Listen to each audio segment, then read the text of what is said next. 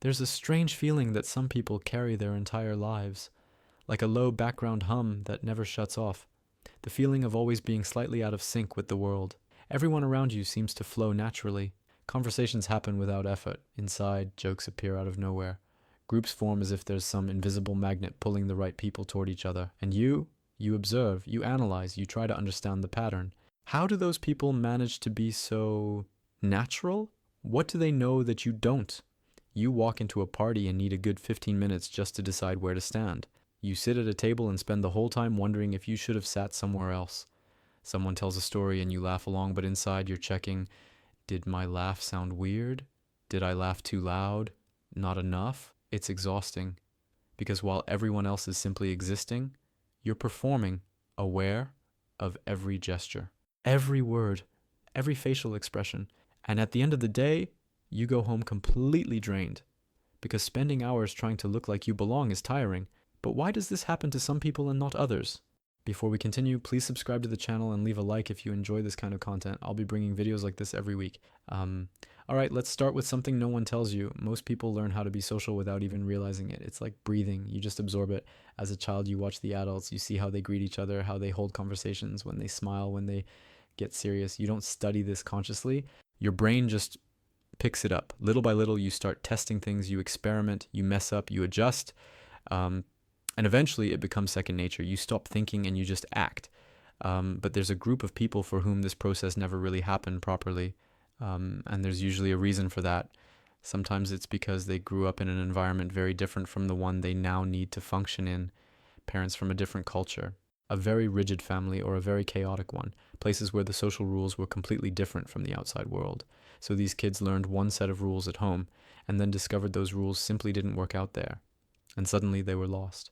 No map, no reference point. Other times, something more subtle happens.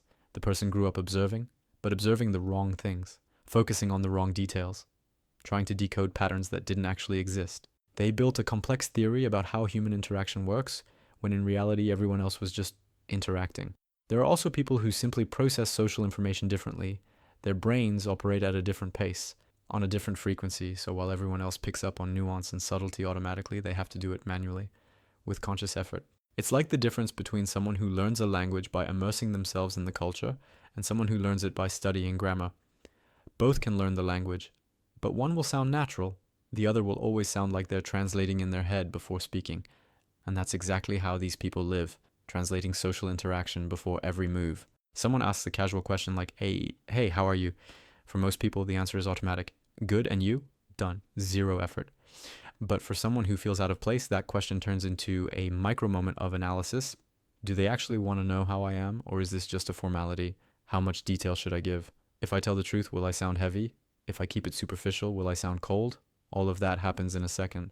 Just long enough to create a barely noticeable pause. A tiny delay that makes the conversation feel slightly off. Now multiply that by every interaction, every conversation, every social situation, and you start to understand why these people leave social events completely exhausted. Because they're doing manually what everyone else does on autopilot. And here's what makes it even worse. The more you think about how to act naturally, the less natural you become. It's like trying to fall asleep while thinking, I need to sleep. The harder you try, the more awake you get. So these people fall into a cycle. They feel out of place. They try to compensate by thinking more, calculating more, controlling more, which makes them feel even more out of place, which makes them try to compensate even harder. And it keeps getting worse because everyone around them continues flowing naturally while they're trapped in this constant analysis of every move. And the distance between them and the rest of the world just keeps growing. And the most frustrating part? No one sees it. To the outside world, they just seem a little quiet, a little reserved, maybe shy. But on the inside, it's a constant war. A Herculean effort just to do what comes easily to everyone else, to exist comfortably among other human beings. There's another complicated truth in all of this. The fact that part of these people actually likes feeling different. It sounds contradictory, right? How could someone who suffers so much from this actually like it? The thing is, when you spend your entire life feeling out of place, you develop a complex relationship with that feeling. It becomes part of your identity. You start seeing yourself as someone who notices what others don't, someone who thinks more deeply, who analyzes better, who picks up on nuances that go unnoticed. And there's a quiet sense of superiority hidden in that. A secret pride in not being like everyone else, in not being superficial, in not settling for empty conversations about the weather or sports. So, on one hand, you desperately want to belong, but on the other, you kind of look down on what everyone else is doing. You see it as shallow, automatic, as less, and you end up stuck in this bizarre limbo, wanting to be part of things, but feeling above them, suffering from loneliness, yet believing it's because you're too deep for people to understand. It's a comforting narrative because it turns your suffering into something special. You suffer because you're different, and different feels better, even if it hurts. The problem is that this keeps you trapped, because if you actually managed to fit in, you would stop being special. You'd stop being the one who sees beyond. You just become another person, and unconsciously you sabotage any real chance of connection.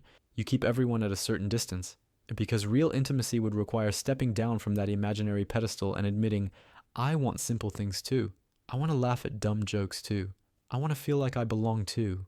But admitting that would mean giving up the one thing protecting you from emptiness, the illusion that you're special. There's another side to this as well. These people develop a hyper-awareness of embarrassment, a paralyzing fear of looking foolish.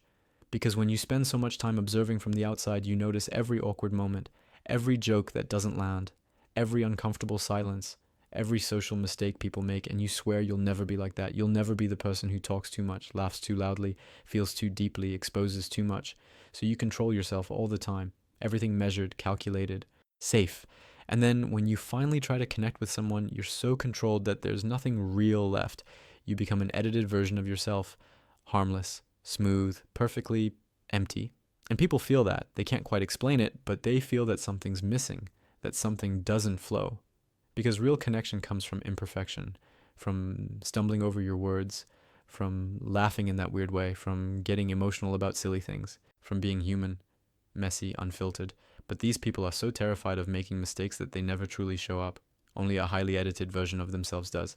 And then they complain that no one really knows them. Of course not, because you never let them.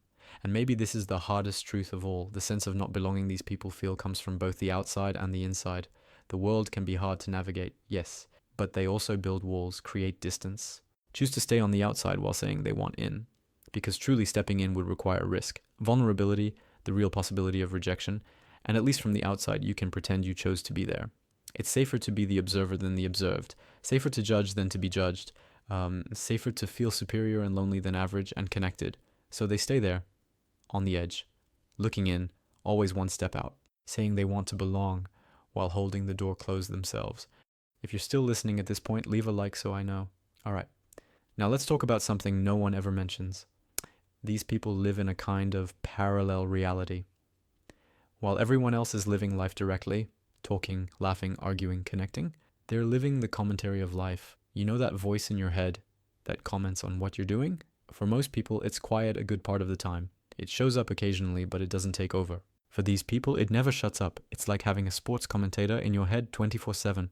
He said that. What should I say back? That person over there is looking at me. Why? I should have said that differently. Why did I say that? Is my posture weird? Is my face doing that strange expression again? And while this narration is running, real life keeps happening. People keep talking, and they miss half of it because they're too busy commenting internally. That's where this strange phenomenon comes from. Someone tells a story, and 5 minutes later you ask something they literally just explained, because you were physically there, but mentally stuck in a loop of self-analysis. And that creates a vicious cycle. You miss parts of the conversation. The conversation gets awkward because you're a bit lost. You notice that you're lost. The anxiety spikes, and the internal commentator gets even louder. Some days it's so intense that they leave the house already exhausted, because even before any interaction happens, the commentator is already there, rehearsing conversations that will never happen, preparing answers to questions no one is going to ask. It's like living two lives at the same time, the real one and the narrated one. Except the narrated one is so loud that the real one fades into the background. And here's the twist. This creates a bizarre distortion of memory. These people remember their thoughts about events far more than the events themselves. They remember how they felt watching that party, but the details of the party, blurry. So they end up building a story about their own lives based more on self-analysis than on actual experience. And then it becomes hard to tell what really happened and what was just interpretation. Someone takes a while to reply to a message. For most people, they're probably busy. For these people, 3 hours of analysis about what that delay means. Entire narratives built around rejection, abandonment, inadequacy. And the worst part? Sometimes they're right. Sometimes people really are pulling away. But often it's because they've made every interaction so heavy, so loaded with meaning, that everyone around them gets exhausted. A simple conversation turns into an emotional minefield. Because while the other person is just talking, they're interpreting every word, every pause, every micro expression, and then they wonder why people don't get closer, why relationships don't deepen, why everything feels shallow. But how do you create depth when you're constantly stuck in your head? When you're never really present? Depth comes from presence, from being there, fully, vulnerably, openly, without filters, without analysis, just being. And these people have lost the ability to simply be. Everything has become conscious performance, everything has become strategy, everything has become calculation. So they move through life like ghosts, technically present but never truly there, always one step back, always observing, always commenting. And if you ask, did you enjoy that moment? The honest answer would be, I watched that moment happen. But enjoying it, being inside it, they've forgotten how to do that. Because to enjoy something, you have to stop narrating. You have to silence the commentator. You have to dive into the experience without fear of losing yourself in it. And for someone who's spent their entire life protecting themselves through constant analysis, that feels impossible. It feels dangerous. It feels wrong. So they keep going, narrating their own lives, watching instead of living, safe but alone, controlled but disconnected. Here's something that usually goes unnoticed. People who feel out of place carry a very specific kind of exhaustion. It's not the kind of tiredness a good night's sleep can fix. It's the exhaustion of always being on, of processing everything all the time, of never being able to just relax and exist. Because for them, there is no social autopilot. Every interaction requires full attention. Every new environment has to be mapped. Every person requires a slightly adjusted version of themselves. And after years of doing this, the body collects the debt. It shows up as insomnia, as irritability, as that intense need to be alone for days just to recharge. The people around them don't understand. But you barely went out this week? Yes, but the mental effort of planning to go out, of psychologically preparing, of anticipating every interaction, that alone already drained all the available energy. So they cancel again, and they feel guilty because they know they're isolating themselves. They know people will eventually stop inviting them, but they simply don't have the energy to perform one more day. And there's a very specific kind of loneliness in that because they're constantly surrounded by people but never truly accompanied. They have friends, sure, acquaintances, coworkers, but that feeling of being fully known by someone, of being able to exist effortlessly next to another person, that feels like fiction. Because truly knowing someone would require showing all that internal mess, all that invisible effort, all that constant anxiety about doing something wrong. And how do you explain that? How do you say, I need 3 days alone to process a 2-hour party, without sounding dramatic? So they don't say it, they keep it to themselves, and the distance grows. There's another angle to this too. These people often develop intense but short-lived relationships. They meet someone, feel that rare connection, dive in too deeply, too fast, and then the other person gets overwhelmed and pulls back. Because for someone who spends so much time feeling outside, when they finally meet someone who seems to understand, the temptation is to unload everything at once. Years of loneliness, all the thoughts they've never shared, all that stored up intensity. And it's too much. It scares people away. And once again, they learn the same lesson. See? I knew I was too much. That's why I need to control myself. So they return to controlled mode. Safe mode. The mode that doesn't push anyone away, but also doesn't truly connect with anyone. And the cycle continues. What very few people understand is that these people don't want to be this way. No one chooses to wake up every day feeling like they're at a party where everyone except them got the dress code. They try a lot. They try to be spontaneous. They try to relax. They try to just enjoy the moment. But that's like telling someone with insomnia to just relax and sleep. If it were that simple, they would have done it a long time ago. Because the problem isn't a lack of desire. It's that their nervous system learned to operate at a constant level of alert. And turning that off isn't a matter of choice. It's deep reprogramming, and that takes time. Meanwhile, life goes on. People keep making it look easy, and they keep feeling like aliens trying to pass as human. But here's what's worth acknowledging. If this is you, you didn't fail. You're not broken. Your brain just learned to function in a way that made sense at some point. It protected you. It kept you safe, even if now it's isolating you. And dismantling that gently without judgment at your own pace, that's courage, not weakness. Even if from the outside it looks like you're just avoiding things, hiding, not trying hard enough. You are trying in the way you know how, with the tools you have. And maybe for now that's already enough. There's a specific moment many of these people experience. a moment where something shifts. It usually happens when they meet someone like them, someone else who also feels out of place, who also lives inside their own head, who also gets exhausted just from existing in a group. And then something strange happens. Two people who can't relax on their own somehow manage to relax together, because for the first time, there's someone who understands without needing an explanation. Someone who doesn't find it strange that you need 3 days alone after a party. Someone who also overanalyzes, overthinks, overfeels. And there's a kind of relief in that connection that's hard to describe. It's like realizing you're not from another planet, just from a less populated part of it.